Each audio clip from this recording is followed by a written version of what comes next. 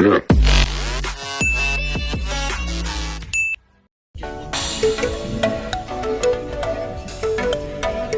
guys, welcome back to my channel. Ngayon pupunta ako ng GBR sa may Blue Water. Susundin ko yung anak ko pala kasi tumawag sa akin, wala raw masakyan, walang car lift. Kaya ito, bilang tatay, susundo sa anak. Susunduin ko yung anak ko. Tayo pa naman doon, mga siguro mga ano yun, 30 minutes papunta pa lang doon.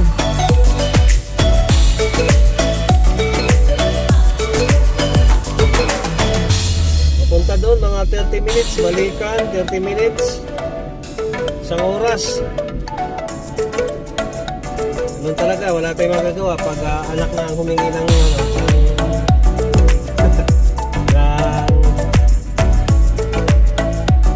tulong. Siyempre, tatay tayo. Kailangan natin sunod yung anak natin.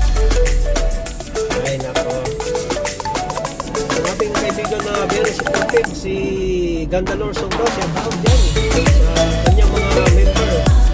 Hindi ko na isa-isahin. Alam nyo na kung sino yun ang kanyang mga member. Siya tawag sila lahat dyan. Sa mga member ni Gandalor Sombra. See you on Saturday, mga kapatid. Kita-kita tayo.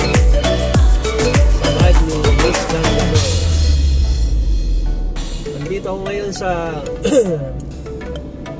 kalsada kasi susunduin ko yung anak ko. Ayan, tumawag na naman. Nagmamadali. Eh, kala niya siguro walang traffic. Ito ay napaka-traffic, oh. Ayan, oh. Kahit nandito tayo sa ibang bansa, pag ganitong oras kasi rush hour, traffic mga guys. Ayan, no? Pero pag walang traffic, ano lang to eh.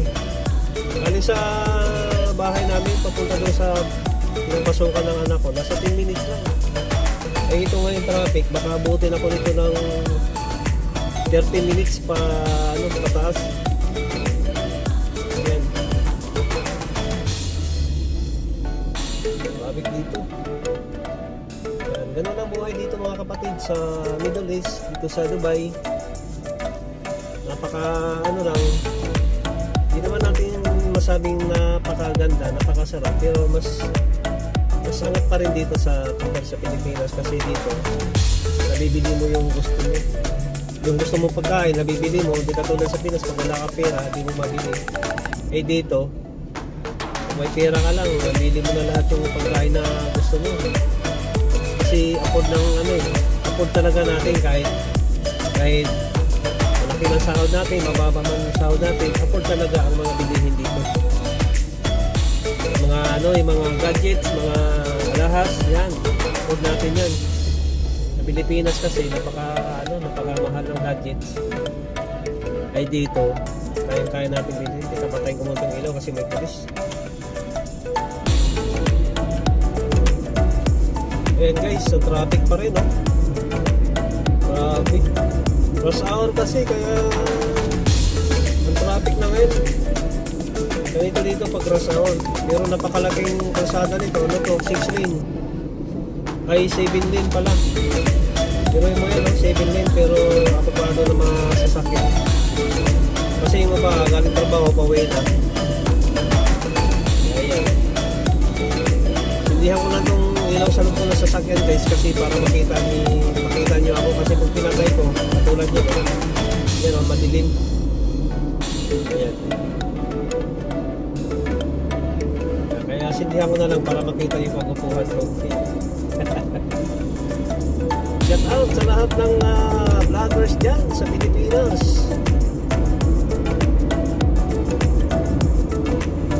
Ayan guys, ang buhay dito sa Dubai, hindi naman natin masabing napakasaya rito. Mas angat pa rin compare sa Pilipinas.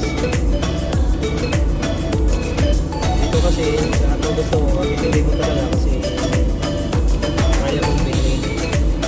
Ganun ang cost of living dito sa Dubai.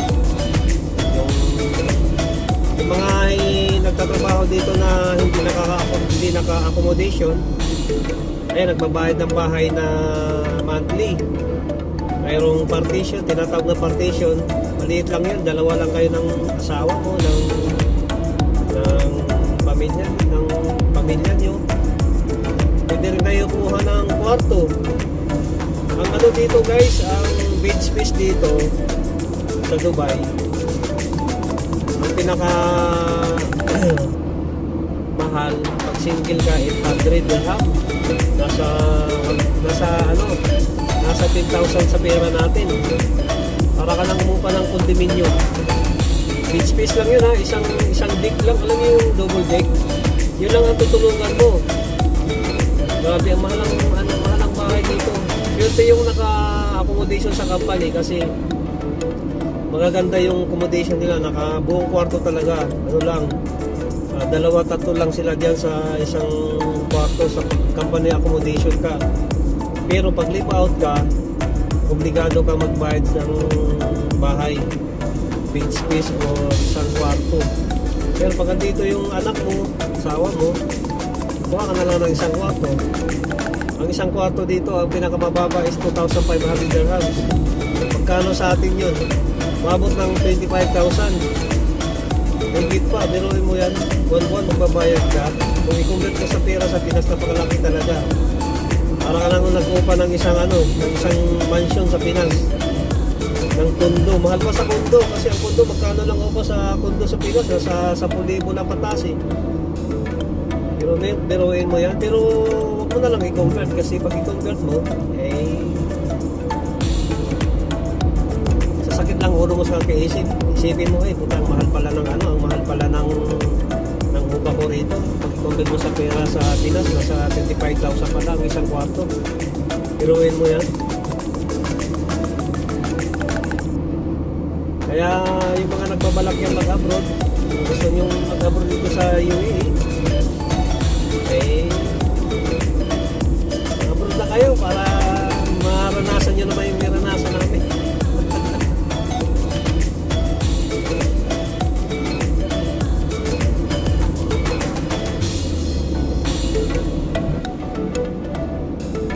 Alam nyo guys, pag nandito ka sa abroad, ang sarap mag-drive.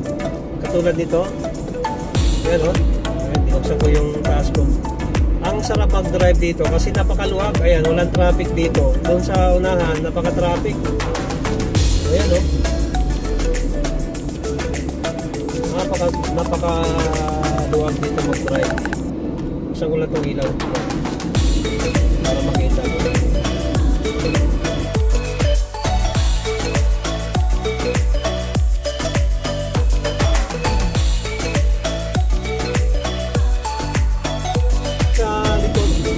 Pasok ko sa highway, napaka-traffic siguro, may nagbanggaan doon. Dito, wala nang traffic, maluwag. Talagang takbo mo, tuloy-tuloy. Ganun ang kagandahan dito sa abroad. Wala kang makita ditong traffic light, wala kang nakita ditong mga nagta-traffic, mga traffic enforcers na nakabang sa daan. Wala, ang meron dito, kamera. Bawal dito ang over-speeding. Pag nag-over-speeding ka, ayun, fine yan, fine. Pero yung fine na yan, hindi mo yan mababayaran agad-agad. Pag renew ng sasakyan, doon mo malaman na mayroon ka palang fine. Kasi yung ibang kamera, hindi kikis lang pag nag-over-speeding ka, parang wala lang. Kaya pag nag-renew ka ng risk ng sasakyan mo, doon mo malaman yan. Laki na pala ng fine mo. Di ba? Hindi rin madali dito ang na maging isang, hindi rin madali ang mayroon kang sasakyan kasi ang mahal ang rin dito ang fine.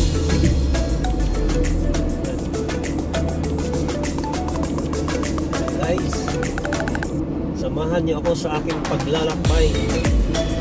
Malapit na ako sa trabaho ng anak ko, mga siguro 10 minutes.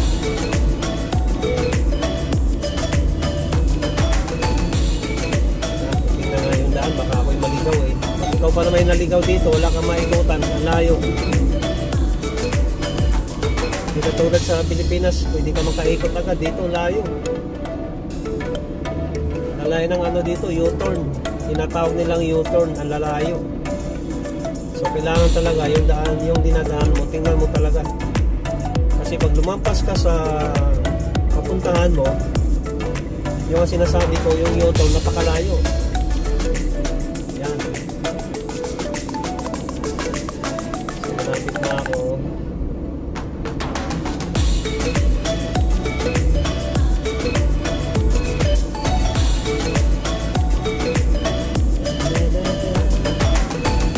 Ngayon lang ako nag-video na nag-drive ako kasi mag-isa lang ako, wala akong kausap eh. Hindi ko na nga sinuot yung mask ko kasi pag nag-isa ka naman sa loob ng sasakyan, wala namang ano yun. Kahit makita ka ng pulis, hindi ka sisitahin kasi mag-isa ka lang. Hindi ko na sinuot yung mask ko. Kaya tuloy kita yung kapugian ko.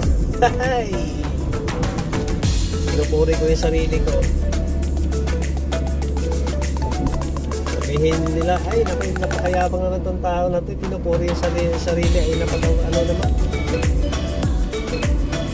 So guys, binilibang ko lang yung sarili ko kasi wala talaga akong kausap. Nagdadrive ako, mamaya antok din ako. Mahirap na. Mas maganda yung kinakausap ko yung sarili ko. So, at least nalibang ko yung sarili ko. O, di ba? Ayan, malapit na ako dito sa trabaho ng anak ko.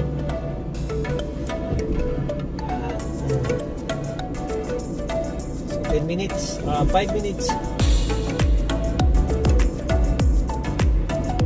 So, galing doon sa tirahan namin sa Satwa, the Little Manila of Dubai, papunta dito sa trabaho ng anak ko is 25 minutes pala. Kasi kung wala sanang traffic, nasa 15 minutes lang.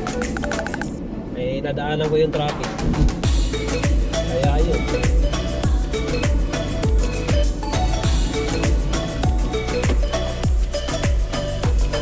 Saan tayo mo? Ayun. Ayan. Sige na, nag-apply kayo sa Ito na ko, tingnan nyo. Nagmana sa akin. Malaki mata sa akin. Ano, jacket chan mata ko. Mana sa pinagmanahan. Magmas na tayo. Magmas.